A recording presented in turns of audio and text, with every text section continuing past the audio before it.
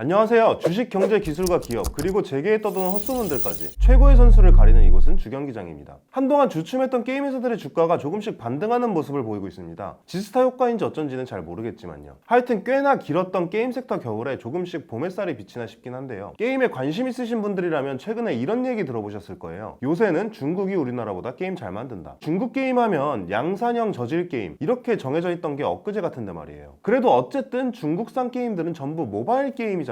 이런 생각도 없진 않았었는데 최근에 출시된 검은신화 50 이게 제 말문을 막아버렸죠. 우리나라 회사들은 시도조차 잘 안 하고 있는 AAA급, AAA급 게임을 대규모 개발사도 아니고 신생 회사가 떡하니 내놨는데 그게 발매 한 달도 안 돼서 2천만 장을 넘게 팔아버렸잖아요. 이 정도로 성공한 AAA급 게임을 만들어냈다는 건 EA, 소니, 프롬소프트웨어 같은 글로벌 게임 회사와 어깨를 나란히 할 수 있게 됐다는 얘기거든요. 물론 우리나라에서도 뜻있는 게임 회사들이 계속 AAA급 게임에 도전하고 있죠. 근데 사실 판매량만 보면 피해 거짓이랑 스텔라 블레이드가 각각 200만 장을 채 못 넘긴 것으로 추산되니까 국뽕을 넣고 봐도 50을 이겼다고 보기는 어려울 것 같아요. 그래서 우리나라 게임이 중국한테 못 이긴다고 하고 싶은 거냐? 너 매국노냐? 중국 사람이냐? 그렇지 않습니다. 50을 중국 게임을 충분히 눌러버릴 수 있을 것으로 보이는 두 게임 얘기를 하려고 해요. 바로 넥슨의 퍼스트 버스커 카잔과 펄어비스의 붉은 사막이죠. 마침 이번 지스타 최고의 화제작이었기도 하고요. 이 두 게임의 성공 가능성 얘기를 한번 해보겠습니다.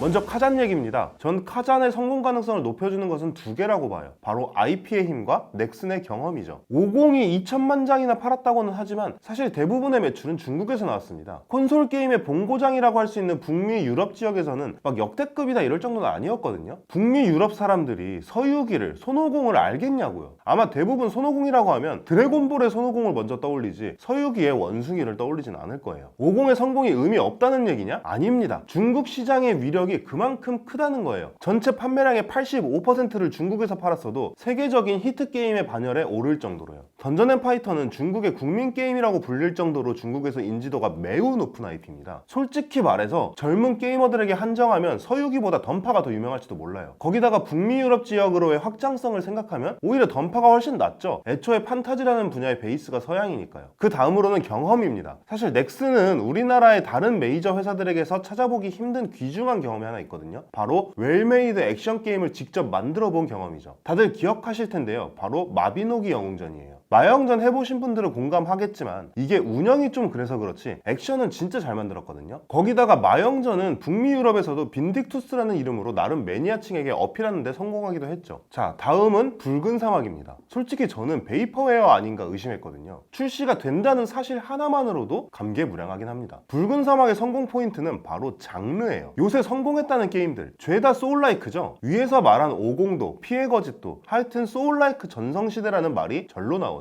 그런데 이 소울라이크는 굉장히 매니악한 장르거든요. 욕이 절로 나오는 함정, 복잡한 미로를 뚫고 엄청난 난이도의 보스를 클리어했을 때 나를 찾아오는 고양감, 이게 주요 셀링 포인트인 장르잖아요. 내 캐릭터의 성장보다 플레이어 자신의 실력 향상이 더 중요한 장르죠. 사실 네오위즈의 피해 거짓이 게임성 측면에서도 상당히 호평을 받았음에도 불구하고 결국 200만 장을 넘지 못한 것을 두고 소울라이크라는 장르가 갖는 한계 때문이라고 말하는 사람도 꽤 돼요. 그런데 붉은 사막은 지금까지 나온 정보에 따르면 소울라이크가 아니죠. 액션은 하드코어하지만 오픈월드 액션 어드벤처예요. 오픈월드는 일직선 진행이 아니란 말이고 어떤 부분에서 막혀도 다른 부분에서 좀 스펙업을 해서 올 수 있기 때문에 훨씬 게임이 라이트해지거든요. 사실 이 소울라이크라는 단어를 만들어낸 다크소울 시리즈의 프롬소프트웨어, 결국 이 회사에서도 가장 잘 팔린 게임은 소울라이크 액션인 다크소울 시리즈가 아니라 오픈월드 액션 RPG였던 엘든링이었단 말이죠. 저는 30년 동안 게임을 해왔거든요. 창세기 전 악튜러스 같은 국산 게임의 전성기를 경험했고 이후 찾아온 국산 패키지 게임 시장의 몰락도 지켜봤죠. 과연 저는 국산 패키지 게임, 아니 콘솔 게임의 부활을 눈으로 볼 수 있게 될까요? 오늘의 주경기장은 여기까지입니다. 후반전에는 역시 게임 얘기할 때 빠지면 섭섭한 NC소프트와 김택진 대표 얘기를 한번 해보도록 하겠습니다.